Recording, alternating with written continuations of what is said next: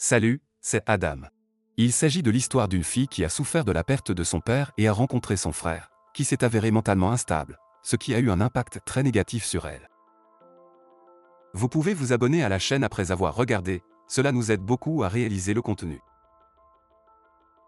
Une jeune fille, India Stokke, aime jouer dans son jardin et s'adonner à des activités de plein air comme grimper aux arbres. Le jour de son 18e anniversaire, elle découvre un cadeau sur une branche d'arbre, un gâteau pour célébrer l'occasion. Cependant, sa joie est de courte durée car elle apprend que son père, Richard, est décédé. Pendant les funérailles, Evelyn, la mère d'India, devient émotive et un homme mystérieux se tient à distance. Dans la cuisine, les gardiennes bavardent sur la mort de Richard jusqu'à ce que Missy Msegarik, la gardienne en chef, entre et qu'elles reprennent leurs tâches. Mademoiselle Msegarik remarque que les chaussures d'India sont trop petites et mentionne son cadeau d'anniversaire, qui s'avère être une clé. India a toujours cru que son père lui offrait chaque année de nouvelles chaussures, sans savoir qu'elles venaient de quelqu'un d'autre. Lors des funérailles, Evelyn présente Charlie, le frère de Richard et l'oncle d'India, absent depuis de nombreuses années. India, timide, ne l'apprécie guère. Seule dans sa chambre, entourée de chaussures usagées, India réfléchit à la mort de son père et au mystère qui entoure sa famille. Evelyn montre à Charlie et aux autres invités des animaux taxidermisés qu'India a chassés, car Richard était fier des talents de chasseur d'India. India se méfie de Charlie et le voit se disputer avec Missy Msegarik. Plus tard, lorsque Evelyn s'enquiert des allées et venues de Missy Msegarik, India nie l'avoir vue, alors qu'elle avait vu auparavant. Evelyn révèle que sa relation avec Richard s'est distendue ces dernières années. India découvre dans la chambre de Charlie un cadeau semblable à celui qui se trouvait sur la branche de l'arbre, mais elle est interrompue avant de pouvoir l'ouvrir. Evelyn et Charlie boivent du vin dans la cuisine et Evelyn demande à India d'apporter de la glace au congélateur. Au sous-sol, India range la glace et retourne à l'étage. Pendant le dîner, India reste indifférente aux tentatives de rapprochement de Charlie. Elle interroge sa mère sur la présence de Charlie et Evelyn avoue que Richard en voulait à son frère d'être absent. Seule à table, India boit une gorgée de vin dans le verre de Charlie, ce qui le déstabilise. Le lendemain, à l'école, India rencontre des camarades de classe qui l'intimident, tandis qu'un autre camarade de classe la désapprouve. India ignore la présence de Charlie et prend le bus pour rentrer chez elle, Charlie la suivant dans sa voiture. India refuse d'entrer dans sa voiture, déçue par le comportement de sa mère. Le lendemain, Charlie offre un parapluie à India, mais celle-ci le refuse. Elle rentre chez elle trempée et frustrée, observant le flirt de sa mère avec Charlie. India est de plus en plus en colère et déçue par les actions de sa mère. Evelyn prévoit de jouer au tennis avec Charlie, qui porte les vêtements de Richard. India salue sa tante Gwen, qui lui rend visite à l'improviste. Au cours du dîner, Gwen se dit préoccupée par le fait que Charlie vive avec eux, ce qui offusque Evelyn. La conversation entre Gwen et Evelyn s'envenime et leur relation devient tendue. Charlie parvient à désamorcer la tension et à empêcher la dispute de s'envenimer. Après le repas, Gwen a l'intention de passer la nuit à l'hôtel. Afin de se réconcilier avec Evelyn, Gwen l'invitait à prendre le petit déjeuner le lendemain. Mais Evelyn décline l'offre. India souhaite que Gwen reste, mais Gwen pense qu'il serait plus avantageux de partir. En arrivant à l'hôtel, Gwen affiche visiblement son dégoût face à l'état de sa chambre. Pendant ce temps, à la maison, India parcourt un livre en feuilletant des pages où figurent des vagues et des coquillages. L'image évoque une glace dans l'esprit d'India, ce qui l'incite à descendre en chercher. Pendant ce temps, Gwen contacte la réception de l'hôtel pour s'enquérir de la disparition de son téléphone. India ouvre le congélateur tandis que Gwen ouvre simultanément sa porte, découvrant ainsi son téléphone. Evelyn, quant à elle, semble occupée à faire sa toilette et à appliquer son rouge à lèvres le plus audacieux. Elle se rend dans la chambre de Charlie, mais il est introuvable. Au même moment, Gwen tente d'appeler son téléphone depuis une cabine téléphonique. Soudain, elle aperçoit Charlie à l'extérieur, qui a réussi à la localiser et à lui rendre son téléphone. Cependant, ses intentions semblent inquiétantes puisqu'il la menace de mort. Au sous-sol, India fait une horrible découverte lorsqu'elle trouve le corps sans vie de Missy Msegarik dans le congélateur, réalisant que Charlie est responsable de sa mort. Le lendemain, India évite Charlie après l'école et choisit de prendre une autre sortie. À proximité, un groupe d'adolescents rôde, obstruant le chemin d'India et se moquant de sa situation avec son oncle. Pete, en particulier, suggère que la mère d'India entretient une relation inappropriée avec son oncle, insinuant qu'India participe à leurs activités illicites. India affronte Pete, furieuse de ses remarques. Au loin, Charlie observe leur rencontre. Alors que Pete s'apprête à donner un coup de poing, India se défend en rencontrant son poing avec un crayon. Avant qu'il ne puisse répliquer, Whip arrive, intimide le groupe et le fait reculer. De retour chez elle, India cherche le réconfort et l'apaisement en jouant du piano. Cependant, sa solitude est interrompue par la présence de Charlie. Il la rejoint au piano et prend le relais, faisant preuve d'une habileté et d'un talent remarquables. India tient bon et s'engage dans une collaboration musicale avec lui. Ensemble, ils produisent des harmonies enchanteresses qui insufflent à cette pièce sans vie une énergie vibrante et une expression créative. Lorsque Charlie tend la main sur le piano, un sentiment de connexion et de passion partagée les enveloppe tous les deux. India se sent chaude et lourde lorsque son oncle la touche. Ses pieds commencent à bouger d'eux-mêmes, mais Charlie s'arrête de jouer. Il se penche vers elle, et quand India se tourne vers lui, Charlie n'est plus là. Tout était dans la tête d'India. Elle avait un fantasme psychosexuel bizarre à propos de son oncle mystérieux. Au bout d'un certain temps, India s'allonge sur son lit, ressentant un mélange de défaite et de satisfaction.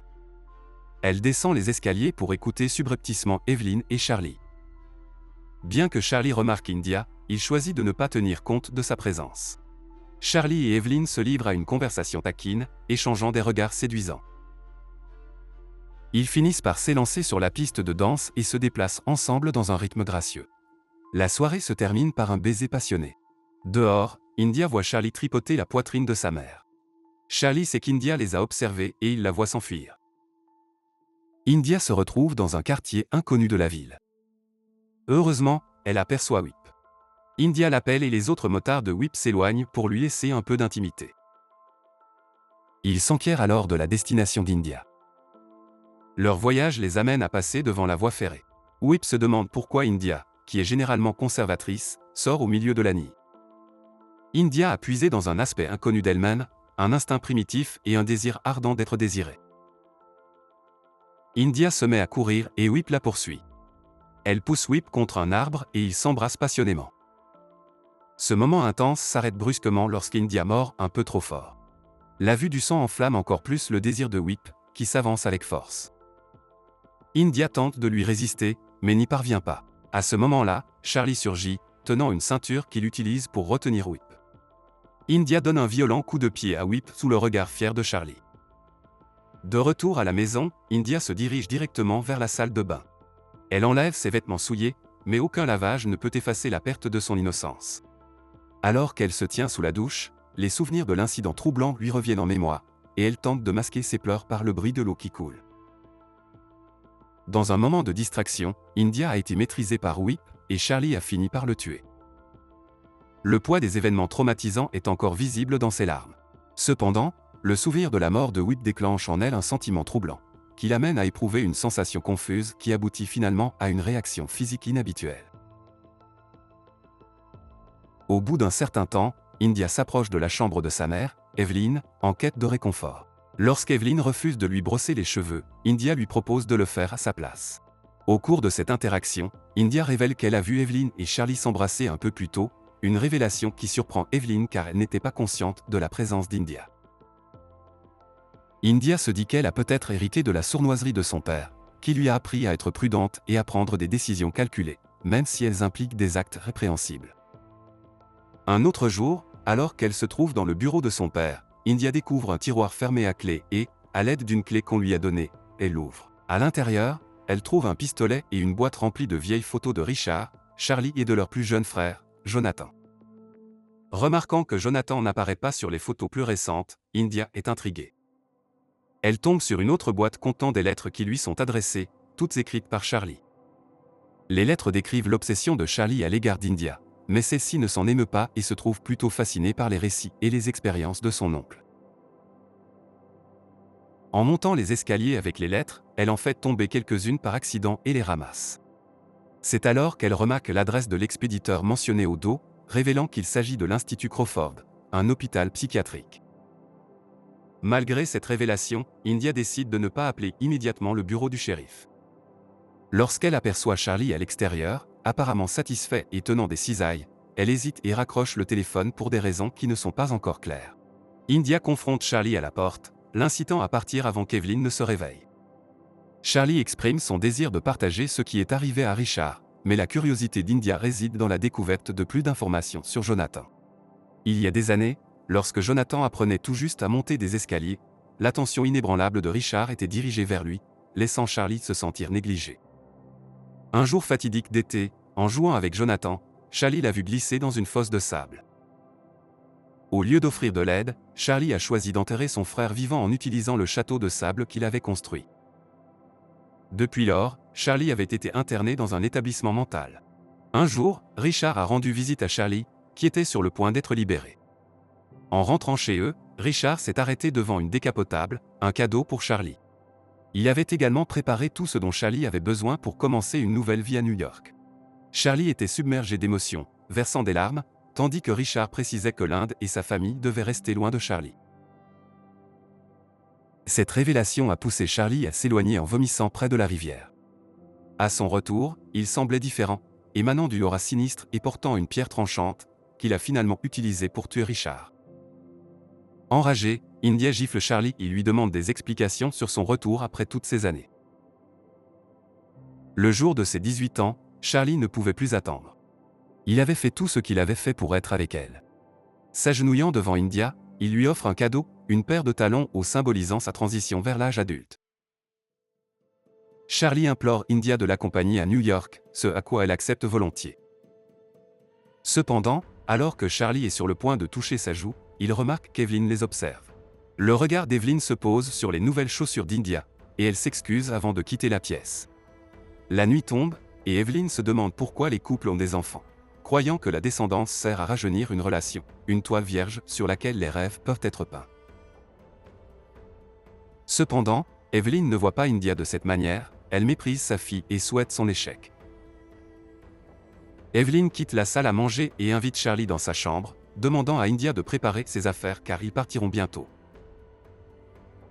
Charlie entre dans la chambre d'Evelyn pour lui dire au revoir, mais elle refuse de les laisser partir. Tout au long du séjour de Charlie, Evelyn a fini par réaliser quelque chose, des indices comme le départ de Richard le jour de l'anniversaire d'India et le soudain silence de la tante Gwen pointent tous vers les intentions malveillantes de Charlie. Coincée par Charlie, Evelyn succombe à ses avances, débouclant sa ceinture et s'engageant dans une rencontre passionnée sur le sol. Charlie force India à assister à la scène alors qu'il étrangle Evelyn. Dans un moment glaçant, India apparaît à la porte de la chambre, armée d'un fusil. Avec les enseignements de son père résonnant dans son esprit, elle prend une profonde inspiration et tire sur Charlie. Alors qu'Evelyn survit, India vérifie les signes vitaux de Charlie, son visage partiellement couvert de sang. Le lendemain, une nouvelle tombe est découverte dans leur jardin. Dans le garage, India cache une paire de cisailles dans un sac. Elle part dans la décapotable de Charlie pendant que sa mère reste endormie. Cependant, elle est bientôt arrêtée par le shérif pour excès de vitesse. India flirte avec lui, alimentée par son goût récemment découvert pour le sang, et poignarde le shérif. Elle observe l'homme blessé ramper pour sauver sa vie, un sourire malveillant ornant son visage. Prenant pour cible son fusil, India prend une profonde inspiration et tire. Alors, qu'est-ce que vous pensez de ce film? Écrivez vos réflexions dans les commentaires sous la vidéo, et n'oubliez pas aussi de mettre un j'aime et de vous abonner à la chaîne. Au revoir.